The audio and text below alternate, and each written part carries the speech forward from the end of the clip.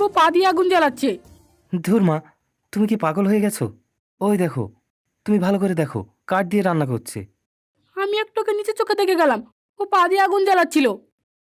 এখন আবার কাঠ হয়ে গেল কিভাবে? মা, তোমার মাথা খারাপ হয়ে গেছে। আমার বউ তো মানুষ, সে পা দিয়ে কি করে রান্না করবে? পা দিয়ে রান্না করতে গেলে তো পা পুড়ে যাবে। তুই বিশ্বাস কর খোকা, আমি আমার নিচে চোখে দেখেছি ও পা দিয়ে আগুন জ্বালাচ্ছিল। তুমি বুঝতে পারছো না কেন? তোমার আসলেই মাথা খারাপ হয়ে গেছে। কি যে হচ্ছে কিছুই তো বুঝতে পারছি না। তুমি ঘরে চলো তো, ফ্যানের তলায় বসে মাথাটা একটু ঠান্ডা করো।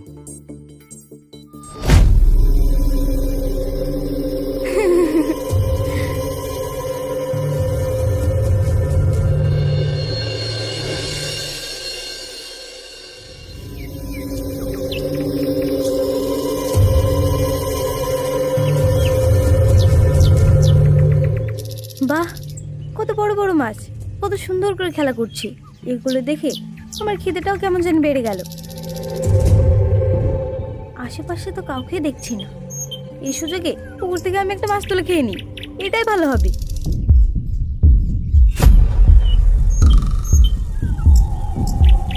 ওটা ভাবি না? ভাবেই তো, কিন্তু ও পুকুর পাড়ে কি করছে?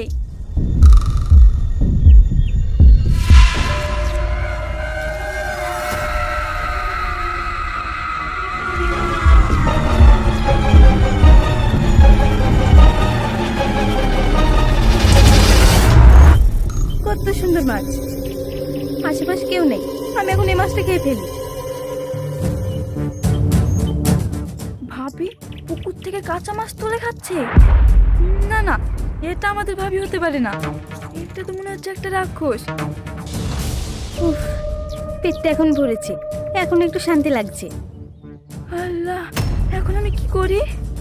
না না, আমাকে এক্ষুনি বাড়ি গিয়ে সব জানাতে হবে। যাই, এখন বাড়ি যাই।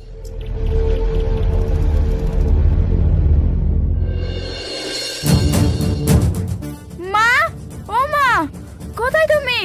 তাড়াতাড়ি বাইরে এসো। কি রে হাসি, এত চিল্লাচ্ছিস কেন?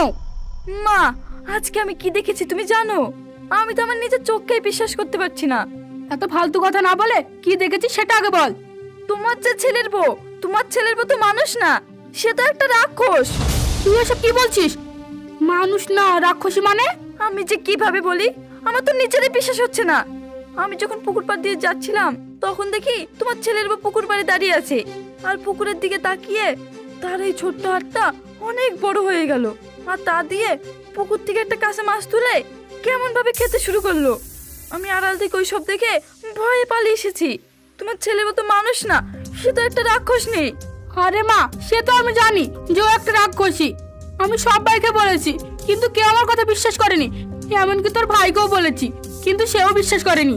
আমি তো আগে থেকে জানতাম, এখন তুইও জেনে গেলি। এখন বলতো সে রাক্ষসীটা কোথায়? মা,